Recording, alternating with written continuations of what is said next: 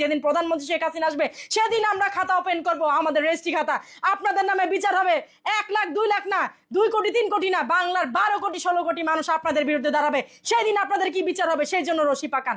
যে খাতা আমরা বানাবো তাতে আপনাদের বিচার শেষ হবে না, কিন্তু আওয়ামী লীগের বিচার নিজের হাতে করেছেন। অতএব এটা চিন্তাও করেন না ভাই বোন না যে আপনাদের জন্য 20 কোটি মানুষ বসে থাকবে, যে আমরা রশিও পাকাবো না, জনগণ আপনাদের পিষে মারবে, গণধলাইতে আপনারা মারা যাবেন, 1 ফোঁটা পানি পাবেন না আপনারা পানি পানি করে চিৎকার করলে। মনে রাখবেন, আমার কথা যদি ভুল হয় আমি আপনাকে খত দিব, যে আমার কথা যদি ভুল হয় যে জনগণ আপনাদের টুকরা টুকরা করবে না। আর পারবেন না, চোখের মধ্যে আর কালো কাপড় বাঁধতে পারবেন না, আর চোখে ধুলা দিতে পারবেন না। দেশের মানুষের কাছে সব বেরিয়ে এসেছে।